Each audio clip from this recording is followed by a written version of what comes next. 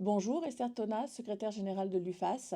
Bon, je tenais à vous remercier pour votre participation active à ces journées des élus et mandatés. La première pour notre équipe tant UFAS que UFSP. C'est une première pour moi de venir à ces 3 journées de travail. Je pense que c'est la quatrième ou cinquième fois que je viens ici aux rencontres des DS. Tout d'abord, c'est une première.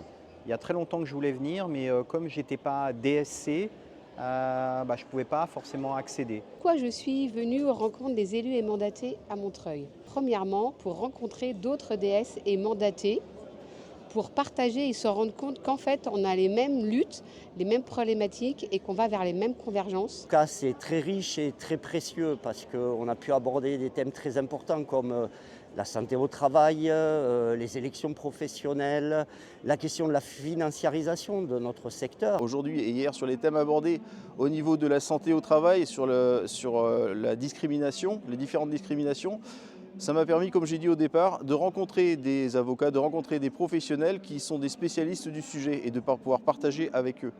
Donc pour apprendre en fait des tables rondes et des expériences, partager les uns avec les autres et repartir avec des outils pour mettre en pratique sur le terrain. Là, j'ai eu des outils qui me semblaient très nécessaires pour pouvoir accompagner les syndiqués, les salariés et moi-même pour m'améliorer dans mes conditions de fonctionner. On serait, allez, je vais la faire à la louche, 4 millions en moins. Et c'est énorme pour nous. Parce que du coup, on a besoin d'avoir des salariés qui soient qualifiés, diplômés, puisque ce sont des diplômes d'État. Il y a eu comme thématique l'OPCO, la santé au travail, également l'avancée de la CCUE. Effectivement, ça fait une CCUE on peut dire de très haut niveau. Et encore une fois, après, il va y avoir des négociations article par article, etc. Je recommande vraiment ces journées, elles sont les 8e déjà, mais elles sont toujours précieuses, elles sont faites de rencontres, d'échanges, de débats parfois. Nous avons apprécié les échanges. Notre but était que la salle prenne la parole, ce qui a été fait, et vos retours étaient hyper constructifs et hyper intéressants. Ce sont des échanges, c'est de l'information et c'est de la formation aussi. On n'est pas égaux dans les territoires, on n'est pas égaux dans les associations privées et pour les hôpitaux, pour les EHPAD, enfin.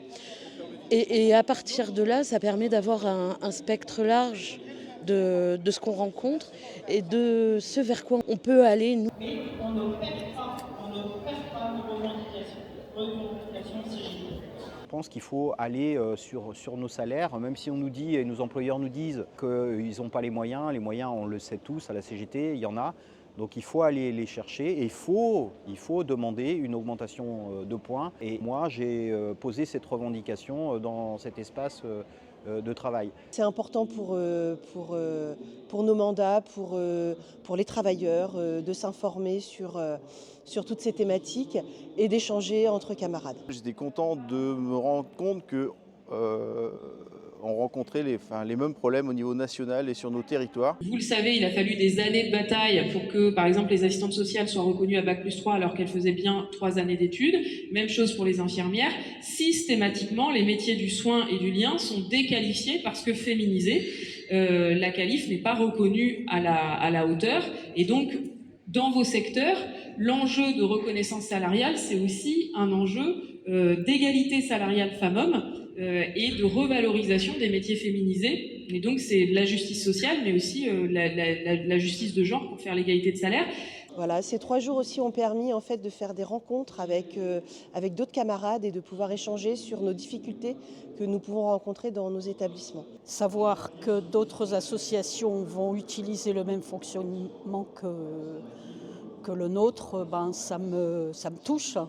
Et donc on sera plusieurs là maintenant à travailler, à voir pour changer les choses. L'amélioration de nos salaires, l'amélioration de nos conditions de travail et aussi ce qui est en parallèle, c'est un accompagnement au plus près et au mieux disant de l'ensemble des personnes qui en ont sur le territoire national le plus besoin. Alors, je vous sollicite à tous de venir et de participer pour ceux qui peuvent le faire.